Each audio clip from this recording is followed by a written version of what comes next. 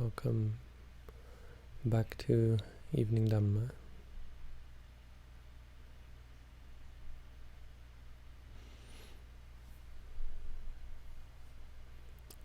So I was going to say we'd finished the Satipatthana Sutta, but I just realized we still have one section left. So I'm going to have to rename this one. I'm not ready to start into another sutta yet. So disregard the name of this video until I change it. I'm going to go over the... We're skipping the last sections, the section on the truths, because, well, I've just given talks on the Four Noble Truths, which I think really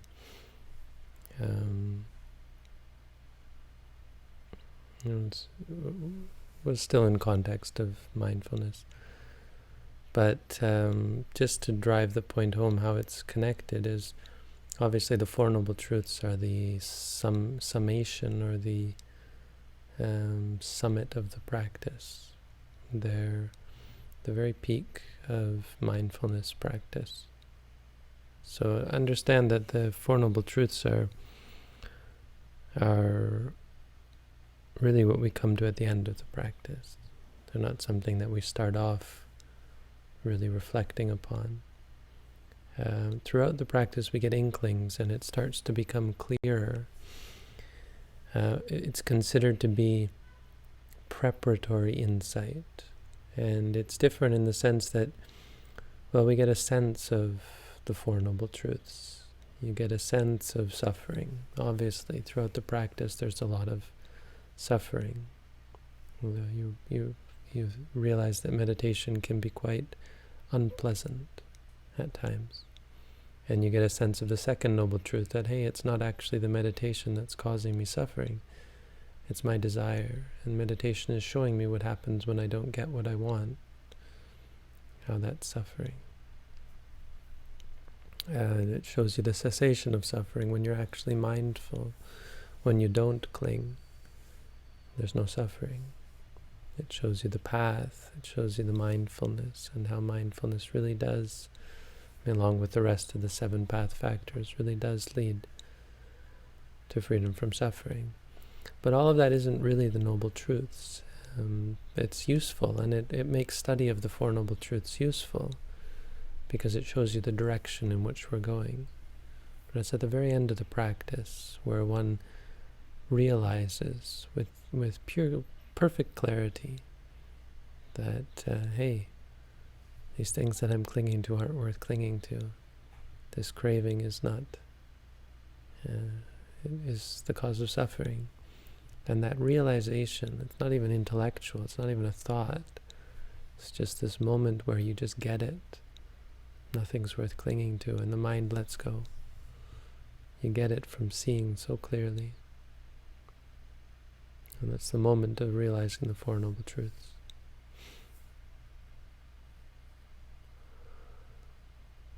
But what's interesting, I think, for us is to talk about the very last part of the sutta. So I think we can go over that. It's something that doesn't get talked about a lot, I think, but let's see what the commentary has to say on it. So after explaining the Four Truths,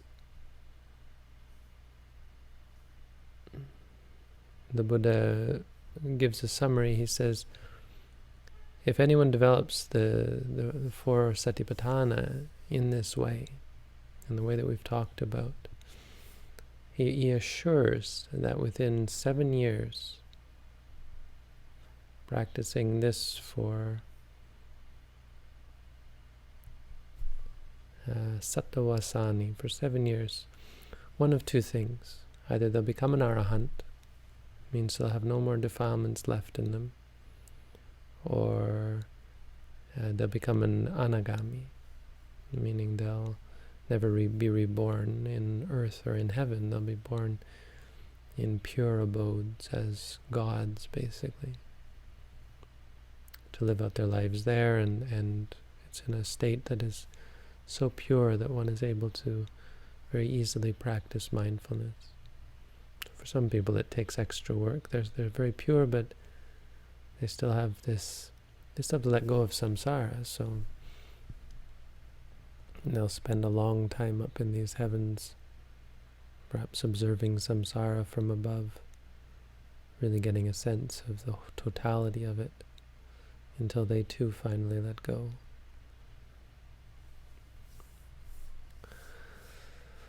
And then he says, but put aside 7 years if someone does it for 6 years, 5 years, 4 years, 3 years, 2 years, 1 year, 6 months, 1 month, 1 day. What does he say, 1 day? No, 7 days.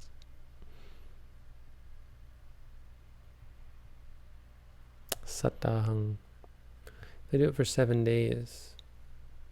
So what he's saying is 7 years is really the maximum it'll take. And that means, well, it depends how you interpret it, but my teacher was saying, well, it means we'll give you a room for 7 years, and we'll bring you food every day if you want to stay in your room and practice Satipatthana for 7 years and see if it works.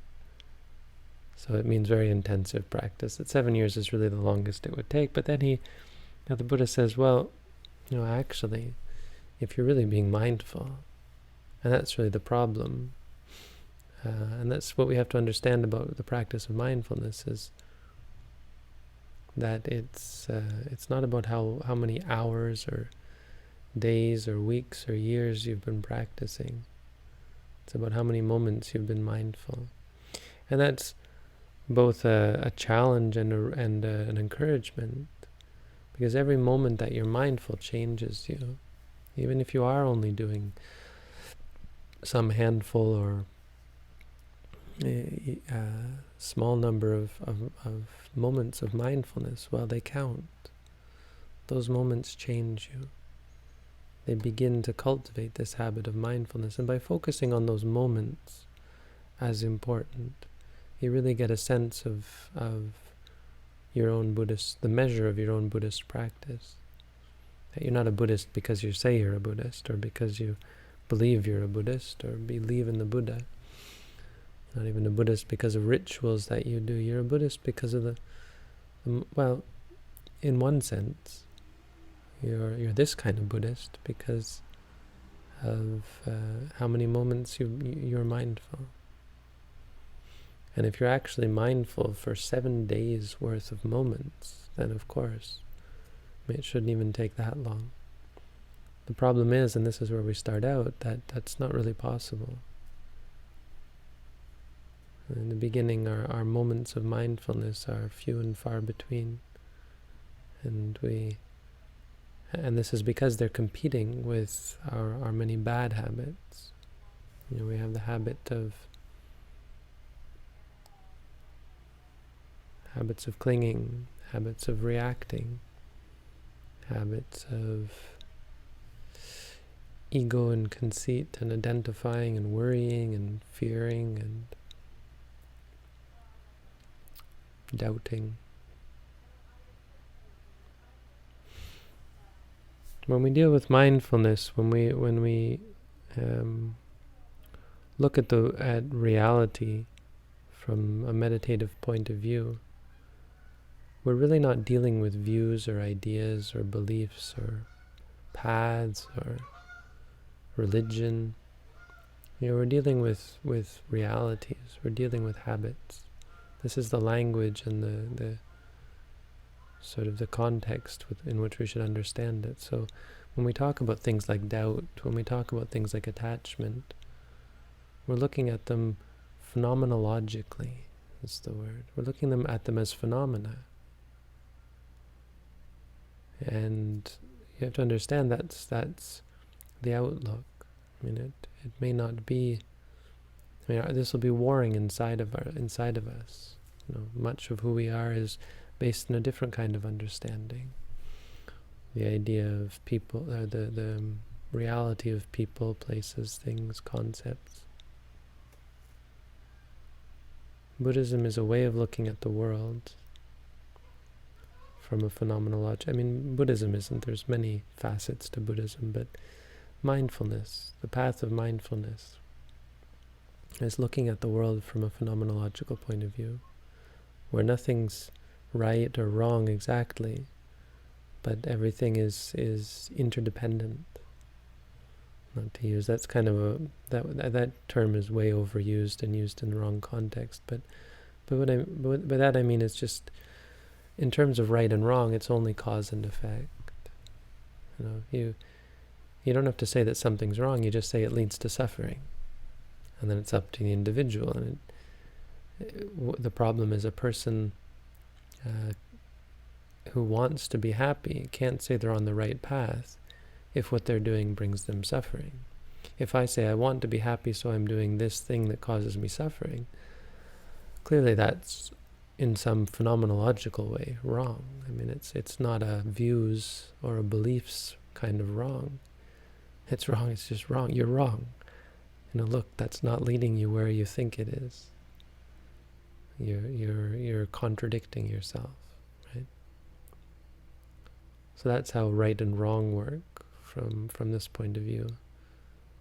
It's just a matter of really knowing where you go, and there's a kind of a magic there as well that's kind of strange in that we incline towards happiness and suffering. It's not a scientific, rational, third person, independent of perspective sort of way. It's quite subjective in the sense that we don't want to suffer. And we want happiness. And the mind inclines naturally towards peace and happiness. And inclines away from suffering.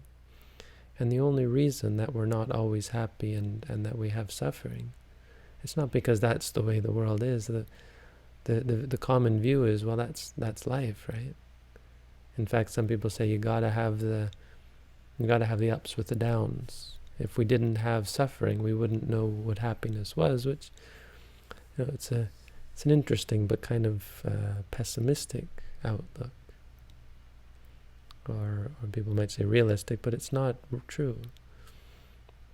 And the only reason that we suffer at all is because we don't understand that the things we think are causing us happiness are actually causing us suffering. We don't understand what it is that is causing suffering. It's a very powerful view and belief in itself. But it appears, if you practice and look at the world phenomenologically, where doubt is doubt and liking is liking, and there's no baggage attached to them. It's not like, well, this liking is good and that liking is bad and so on. Right? When we have religious views and secular views and cultural views, when you take all that out and you just look at it, doubt is doubt, liking is liking, worry is worry, fear is fear. Happiness is happiness, pain is pain. When you look at them and categorize them and see them as they are, there's I don't know where I was going. The mind inclines away from suffering and towards happiness. Anyway, lost my train of thought. So it's really this warring that goes on, and that's really what we're attempting to do, is change the paradigm, change the way we look at the world. It's scary, and I think it's not going to be for everyone. I think it is for everyone. I think some people are not going to be comfortable with that, and it's going to be a challenge, I think, for most of us. A challenge even to accept that, well, that's the right way of looking at things. Which is another interesting point. The question is, what's the difference between looking at the world mindfully and looking at the world conceptually? And I've touched upon this, but to be clear, the difference, conceptual knowledge and awareness is dependent on phenomena. It's dependent on the reality of phenomenological experience and reality. So that our concepts end up disappointing us, and our expectations in regards to concepts are never really met, can never fully be met until we understand phenomenological reality. Right? It by chance we can meet good people, we can get good food and good things and good experience, we can have a good job and money and all this. This can happen by chance. But it can never happen because we will it to, because of our own understanding. Because it's not understanding. It's dependent on realities that we're not focusing on. This will become clear a little bit clearer, hopefully, when we talk about the next sutta, which I'll get into Wednesday, I guess. I was preparing to get into tonight, but I want to finish this one up, so I said I would, and there's actually not a lot in this last section, but here we go, the end of the Satipatthana Sutta. And a good summary, I think. This is an important summary on the idea of mindfulness. There's no sutta that I can see that's more important than the Satipatthana Sutta. The whole of the Buddhist teaching on sati, the Satipatthana Samyutta is another good section of the Samyutta Nikaya.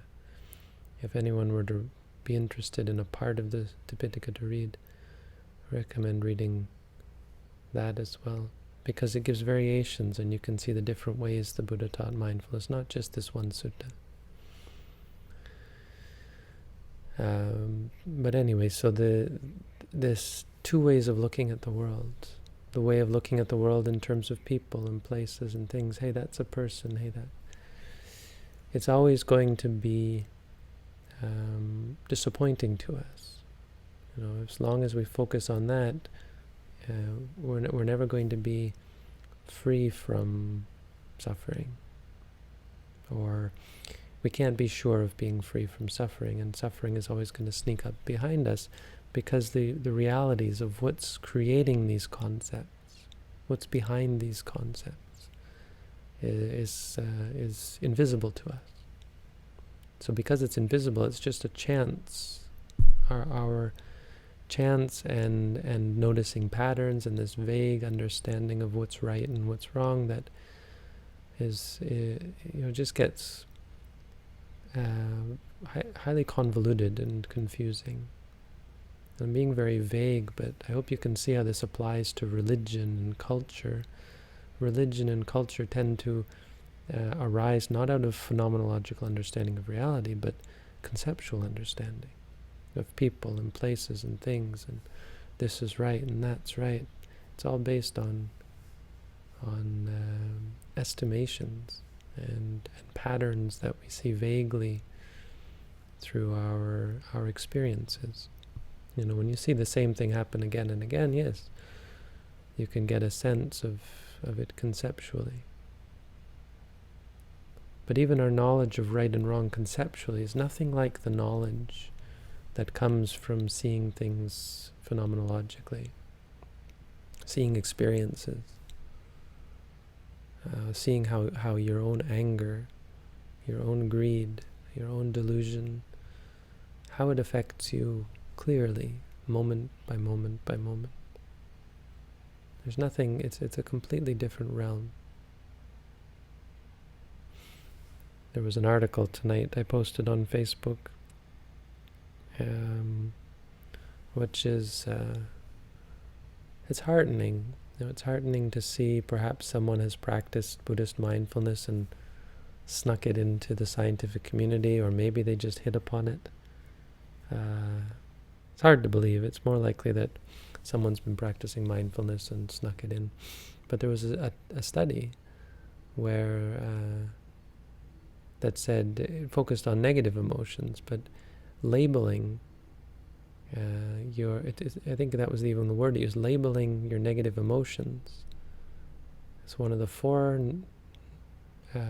tricks or rituals that leads to happiness, backed by neuroscience, they said. So neuroscience is, of course, the new buzzword in terms of mental health, but they can focus on these parts of the brain, which is kind of silly, but so they could see how when you label an emotion, you feel sad, and you say, hey, that's sadness. it frees you. It activates the part of the brain that shuts off the reaction, which is basically showing how in the brain mindfulness works. When you're mindful, this is what happens in your brain, is basically what they're saying. They're not using the word mindfulness, but they've done studies with fMRI where they had people label emotions and they could see the benefit. They would clear the way it changes the state of the brain. That's interesting. And that's the Satipatthana Sutta. Again, I highly encourage, if you're really interested in it, to check out the book, The Way of Mindfulness. It has the commentary and some sub-commentary added to it. So there you go. Summary of the Satipatthana Sutta and a little bit of discussion on ways of looking at the universe that hopefully help us to understand what we mean by being mindful a little bit better. On Wednesday, I think we'll start on the Sabbasava Sutta, which many of you should know I give many talks on, so I think we're going to go through each section of it because it's a good comprehensive practice. I'm happy to take suggestions on suttas that we can go through, but I probably won't take most of the suggestions. I'm only really interested in suttas that can relate directly to our practice of mindfulness. Not because other suttas are bad or anything, but because we're a meditation center and it's for meditation students. It has to be directly related to their practice. So that's the Dhamma for tonight. We'll go into taking questions.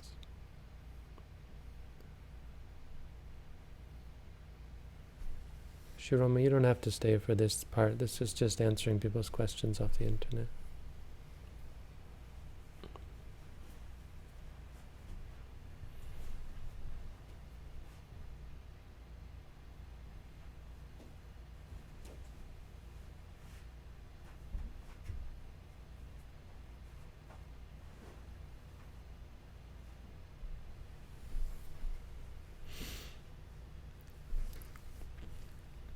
I've experienced that I feel more and more inclined towards staying celibate, even though I'm in a committed relationship. If you have any advice for living in celibacy in the long run, is it possible to do so, or is it possibly better to separate from one's partner in due time? What do you think of platonic friendship between a man and a woman? Is it simply clinging, or is there something beneficial in such a friendship, possibly? Well, I think friendship is good. Friendliness is good.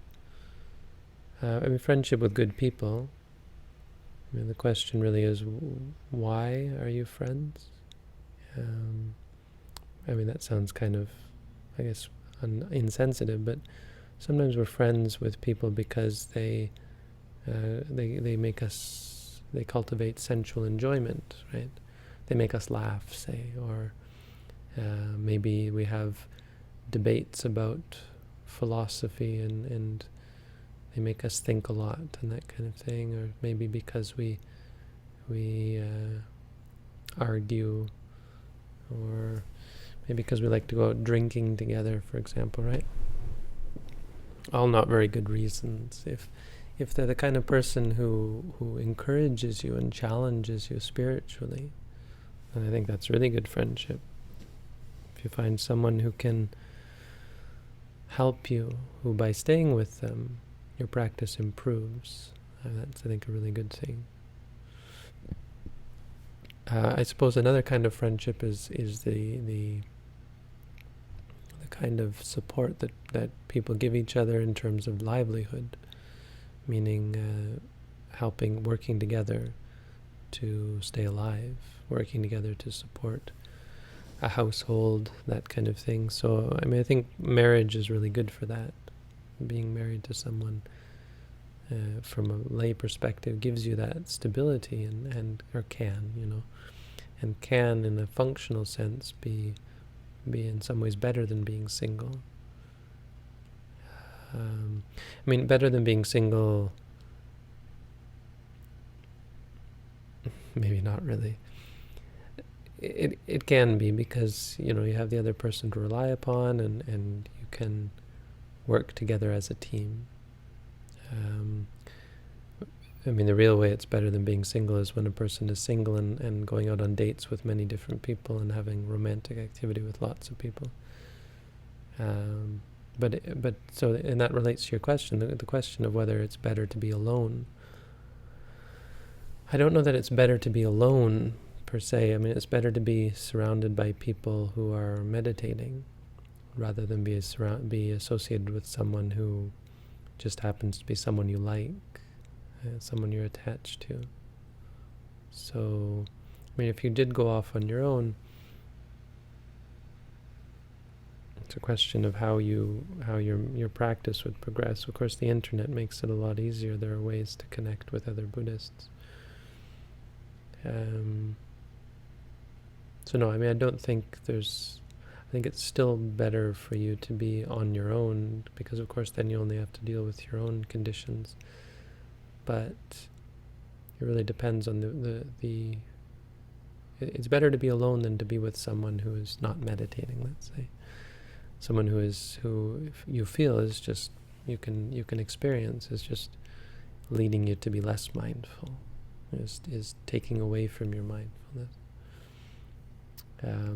But if you can be surrounded by people who are meditating and who are mindful and who do challenge you spiritually, I think that's better than being alone. And the Buddha said that sort of thing as well. How to use a mantra when having a conversation, talking? When I use talking, it interferes with talking. If not used, I don't even know what I'm saying. Mostly end up saying something I never meant to say. I don't know about talking, because that's not the experience. The experience is it's kind of is, but the experience is the feeling of the lips. You can say feeling. You can say it in between the talking. You can also note thinking and emotions that arise. How to use a mantra when listening to Dhamma talks? I can use listening during worldly talks. Hearing is you can note the sound at the ear, but it's not something you have to do all the time and get obsessed about. Do it in between, and then you can do both.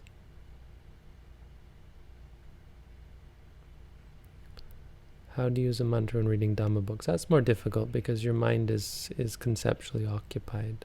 It is with talking as well, so it can be done in between. When you're reading the Dhamma books, emotions are going to arise, like boredom or tiredness or desire when you want something else, and note it then. Or in between, note the pain in the body or the feeling or the sitting or so on. Our mind is very quick. We can do many different things, chop, moment after moment. So it's kind of like multitasking. You can still be mindful in between. When the Buddha would give a talk, the people would say sadhu when he gave a talk. So when they liked something he said, they would say, oh, that's good, sadhu, that kind of thing. And when they said sadhu, the Buddha, during the time they said sadhu, the Buddha would enter into nibbana, apparently.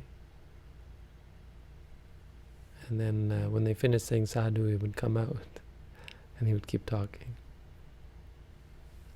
It means he would enter into a cessation experience.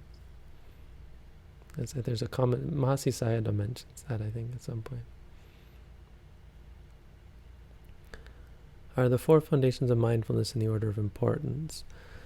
No, not order of importance, but I think there's an argument to be made for order of progression, in the sense that you start with the body and move on from there. When you're into the practice, you go back and forth between all 4 of them, but the body is very basic. The feelings a little less so. The mind is more complex, and the Dhammas are really more advanced. But you don't ever let go of. You always go back to the body, because it's the most basic. So it's the one you should start with, I think. But I wouldn't take that too seriously, and doesn't mean you should exclude any one of them at any time.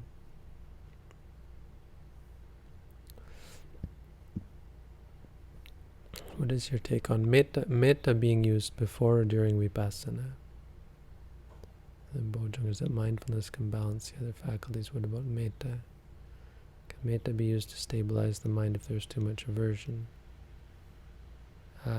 Yes, no, it can be used as a support. I wouldn't want to... I've said this before, it's a supportive meditation. So you can do it, but it's not going to solve your problems. It's not going to make you incapable of getting angry is the problem. You get angry because you have the idea, you've cultivated the habit of anger, and that comes from a concept that getting angry is somehow good, and that won't be done away with through metta. Metta will only cure the result. It'll shut down the anger when it comes. But mindfulness, a mindfulness even of the anger, is what will allow you to see how bad anger is, and allow you to change the habit and be less inclined to get angry in the future. Can you prove an example of an immaterial desire, and are there immaterial rebirths? An example of an immaterial desire? I don't understand. Desiring the immaterial? Desiring something mental? Desiring something immaterial. Well, suppose you want a job, that's immaterial, that's a mental concept. Suppose you want to be famous, that's an immaterial desire. And immaterial rebirths, well, apparently there are. But can I prove it? No. You can prove it. Just go and be reborn in one. Me and some friends used an Ouija board, and somehow it actually worked. But how? Spirits answered all sorts of questions people in the group couldn't have possibly known. Thought when you die your consciousness continues, but somehow it can remain in a more faint form. It's a testimony to how attachment operates. Right, so a Ouija board I have no idea how it works. Speculation, I've used Ouija boards, they're really, really crazy. So people would, I guess, say that the power of suggestion were all, because the force, the physical force on the little thing is very strong when you put lots of hands on it. It's only our wishful thinking, our unconscious desires that pushes it. We push it around without knowing. But in cases where, as you say, I've never had that happen to me, I don't think, but if it were possible, that it could actually give knowledge that none of you could possibly know, that gets a little bit more sketchy. How does that work? I mean, there are different potential possibilities. Maybe there are ghosts that are helping push it around, but it could also be the power of your own minds. I was just reading tonight about some people who, it's apparently not a terribly uncommon thing, where people have precognition. They experience something before it happens, and that kind of thing. I mean, just the point being that the mind is more powerful than we think it is. It can be. It's not really under our control, which is why you don't see people doing magic tricks and being able to call it up at whim, but in the right conditions, in the right situation, it appears that the mind can be more powerful than we think. I don't know, you'd want to look up and see the debunking sites. What do the debunkers say about the Ouija board? I've never really heard of people getting answers that could be verified.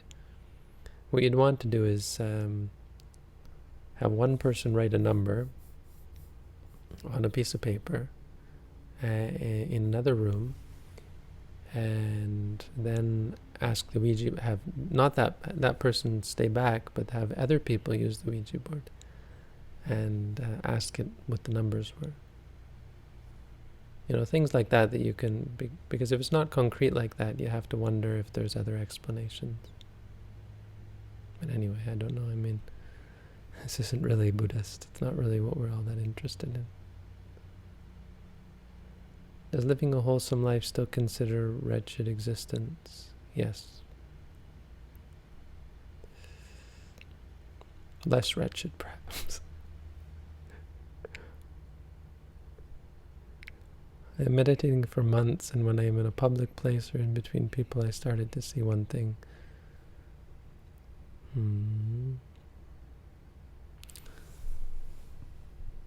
any person I observe, it's like in one moment that is laughing, happy, another moment angry, etc. Someone come to you and say something bad, he starts arguing. But who is that person really? Sorry, your English is not so easy to understand, but that's not really your fault. Thank you for trying. Is this all about external event decide? I don't really understand. But people change. I mean, it sounds like what you're seeing is something very good, that, yeah, people, as we know them, don't exist. What exists are experiences, and they're very chaotic. So this is why you see people changing, is because the person, that entity, is just an illusion. The reality of it is there's many different conflicting habits that are going to come up at different times. In the Kalama Sutta, where it says these qualities are praised by the wise, is it referring to enlightened beings or just anyone considered as wise in that society?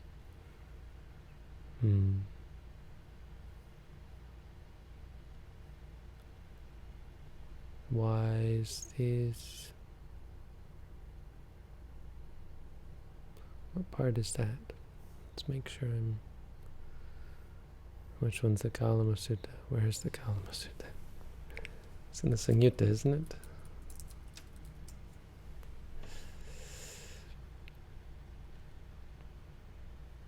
Oh, Anguttara, of course. It's in the Anguttara Book of Threes. 365.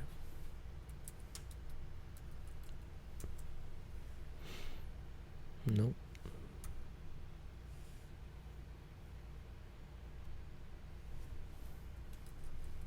It's called the Kesaputta Sutta, I think, or no? Kalama? No, it's not even that. 65? Kesamutti Sutta, is that what it's called? Yeah. It's got many different names. Yeah, Kalama.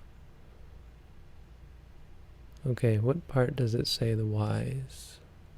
Is that in the whole list of things that you shouldn't? Ma anusavena me ma pitika ma.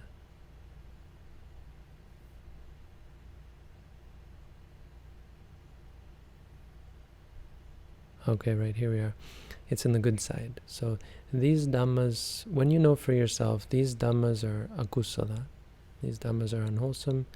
These dhammas are savajja, or faulted, blameworthy.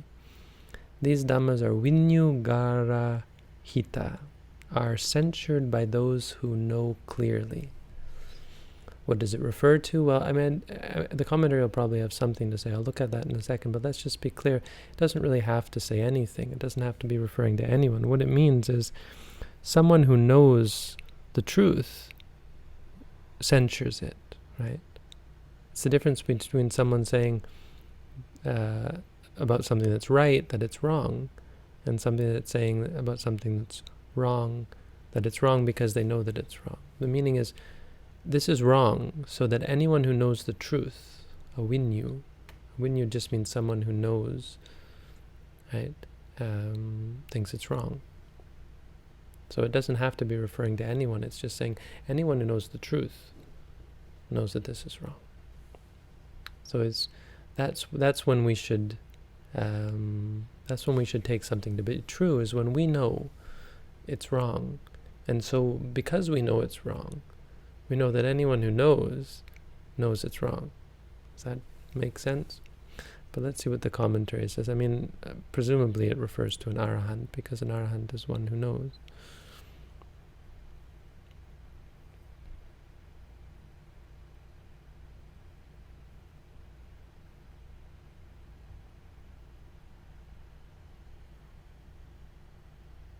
it doesn't refer to it.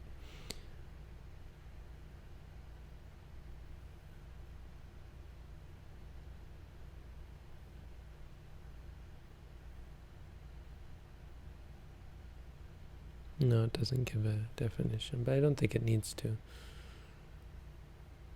It's a problem with an English translation or a Sri Lankan translation is often it blurs the actual words. And clearly here, the Vinyu Garahita just means these are wrong, so anyone who knows the truth will blame them. These are blamed by anyone who knows anything. And that's it's kind of a tautology in a sense, or it's superfluous. It's not really a necessary thing to say. It's not adding anything. It's just it's useful. It's rhetoric in the sense of saying these are wrong. So anyone who knows anything knows that they're wrong. Those who know will blame it. Of course they will, because it's wrong. Right. So hopefully I haven't beaten that dead horse too much.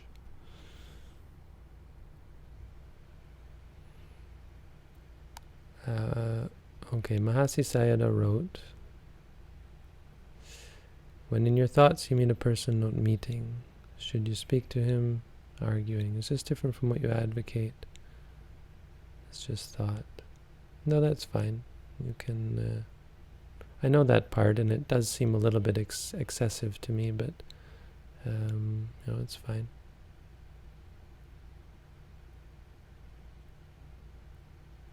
Ajahn Tong even said there was this woman, and she was trying to wriggle out of it. She had real problems, and he said, she said, she was, the backstory is she was bulimic, I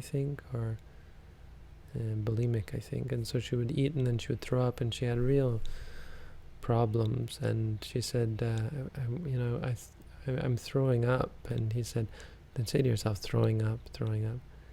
And she said, I want to throw up. I said, wanting to throw up. And she said, I just want to die. And he said, wanting to die. I said, I don't want to live. He said, not wanting to live. And she started laughing. And yeah, it was really funny how he just, no matter what she said, he was like, acknowledge it. And she ended up becoming a nun, and really helped herself. I mean, the idea is you can really note anything. The point is to create this objectivity in the mind where you're no longer reacting to it. So if you're arguing with someone in your mind, the point is to acknowledge that that's all it is. Arguing. Instead of, hey, this is bad, this is good, this is me, this is mine. It is what it is. I would like to see the Burmese and get a literal translation of the Burmese. I don't know enough Burmese. I don't know any Burmese. But it is a little bit. I wouldn't say that's my favorite part of that text. And I wouldn't be all that concerned with going as far as he said. And my teacher certainly didn't generally advocate for such things. It would more just be about saying thinking, keep it simple.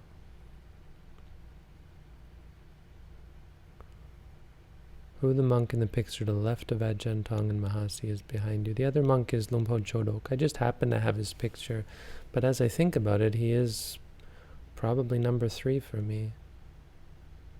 I mean, there are other monks, but he is number 3, because he's really the third biggest influence for me in Buddhism. I mean, besides, of course, the Buddha, but as far as monks go, as far as I can think, he's number 3, because he's not the best teacher, but he was the most prolific in his discourses. He was unique in that not only did he teach, but he also studied, or he studied a lot before he came to practice meditation, so he had a lot of background knowledge. And so his talks would be right on point all the time about meditation. He was the one who said, when you listen to me give a talk, just say hearing. But also full of information. So a lot of the information that I give, that side of things is from him. He would say things and I'd go and look them up, and I certainly haven't gone through everything he taught, but I went through a lot and would pick out. It helped me direct my own studies because everything was related to the practice. So really a great teacher all around. So worth having up on the shelf for sure. Lumpa Chodok. Chodok is the Thai. I was trying to think what it would be in Pali. It's Jotaka, I think, or Jotika or Jotaka. Probably Jotaka. Jotaka would have been his Pali name, I think. Chodok. Jotaka. I'm not sure what it means.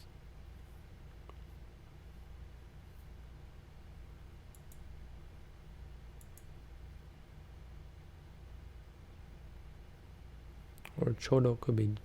No, it's definitely Jotaka. Can you recommend any books that complement Manual of Insight? I wouldn't recommend the Manual of Insight for anyone unless they're, really done a lot of intensive practice in this tradition. Maybe you have. But I hear a lot of people asking me about this book, and it's kind of disconcerting because, I'm sure the people who wrote it had different ideas, who translated it and put it on Amazon had different ideas. I'm glad they did because I can get it, but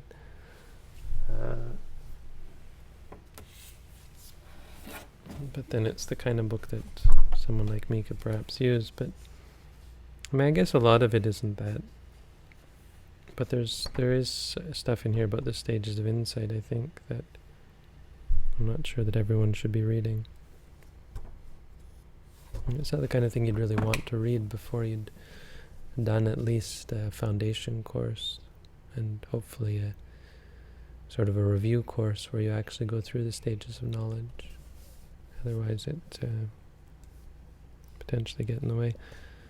So as far as complementing, I don't know. I'd rather people would be more interested in the simpler stuff, as far as study goes. I don't know. So maybe this person asking has really done a lot of intensive practice. The only thing really that would go better than the Manual of Insight then is things like the comment to the Visuddhimagga and of course the suttas. You can't do better than reading all of the Sutta Pitaka. And if you've already done that, well, then read it again.